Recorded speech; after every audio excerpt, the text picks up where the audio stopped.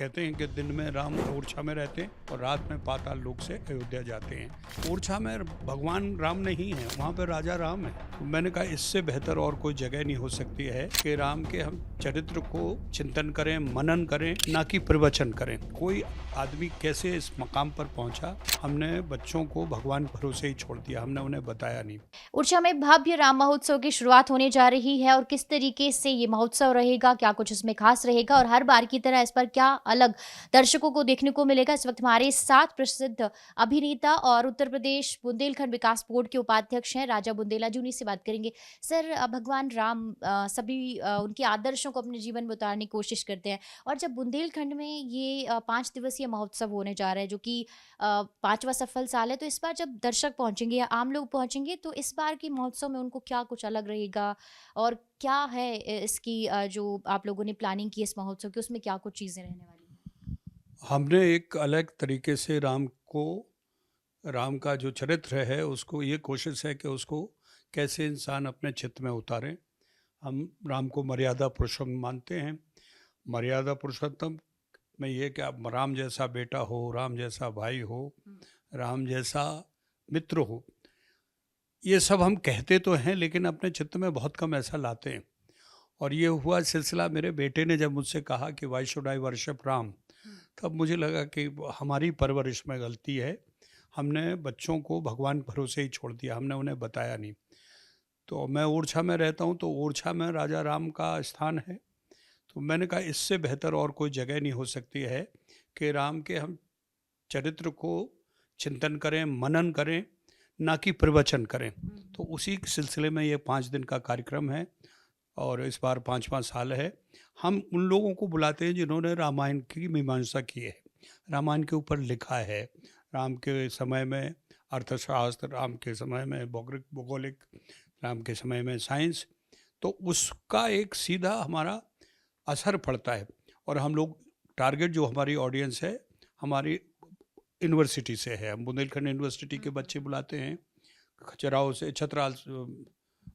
छतरपुर से हम छत्रसाल यूनिवर्सिटी के बुलाते हैं, और आसपास के जो कॉलेजेस हैं उन बच्चों को हम बुलाते हैं और उनसे फिर एक संवाद भी कराते हैं। इसके अलावा एक हमारे यहाँ है गुरुवाणी, कोई आदमी कैसे इस मकाम पर पहुँचा वो अपने बारे में बताएगा, उससे भी संवाद है।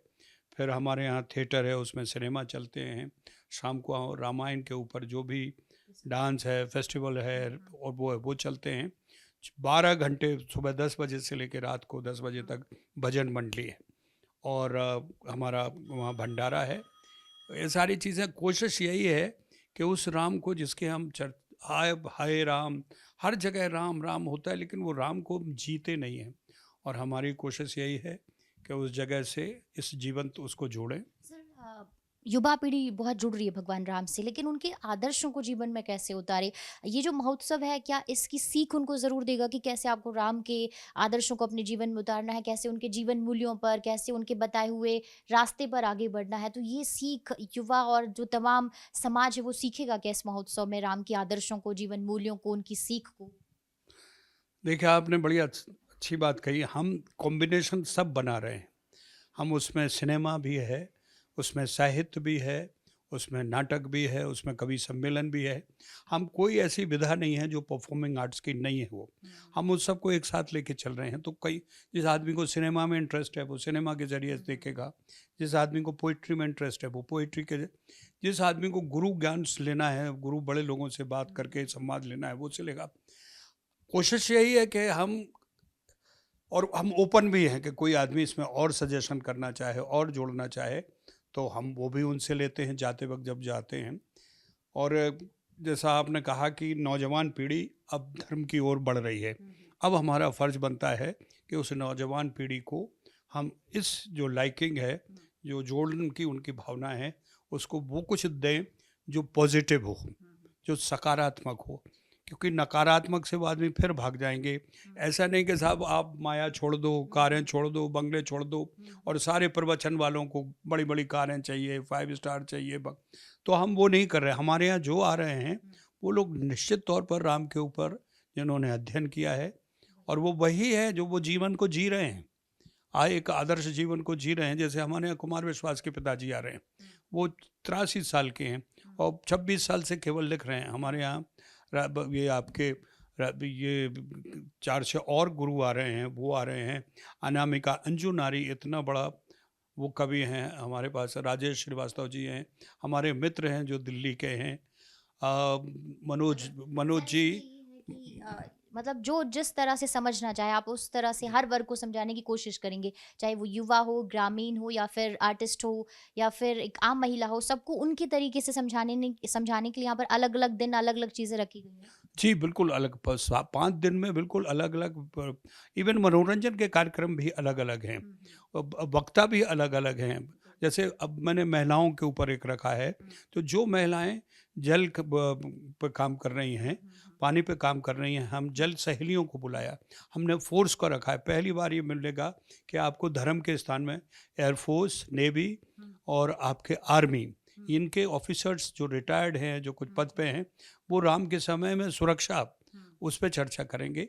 तो एक कोशिश यही है कि पूरी की पूरी एक मिला-जुला स्वरूप हो, जिसमें हम लोगों को सैटिस्फाइड कर सकें और उनको कम से कम उस मुद्दे से जोड़ सकें, जिस मुद्दे को पे कभी कोई बात ही नहीं हुई।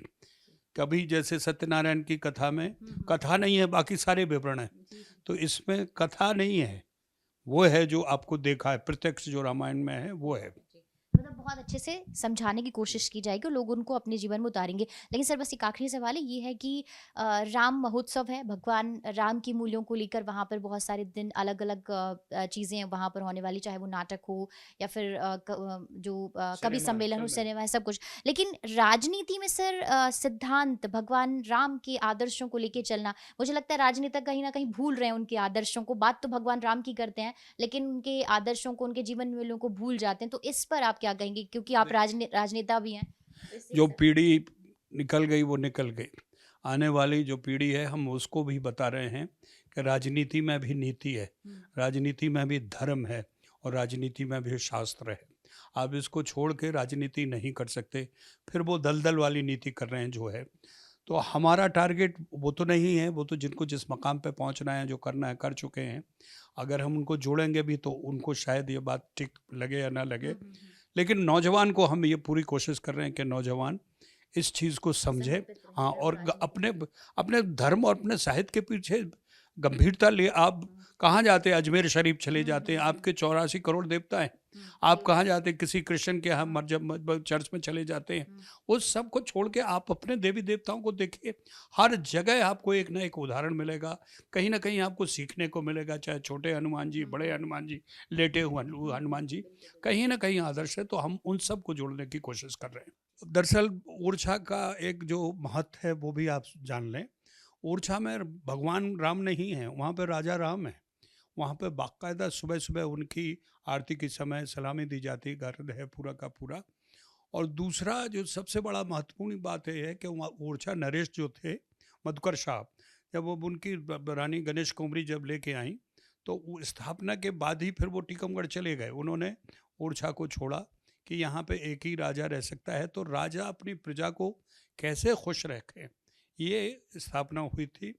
और कहते हैं कि दिन में राम अयोध्या ओरछा में रहते हैं और रात में पाताल लोक से अयोध्या जाते हैं। तो हमारे यहाँ भी राम उतने ही महत्वपूर्ण हैं जहाँ पे उत्तर प्रदेश में अयोध्या में।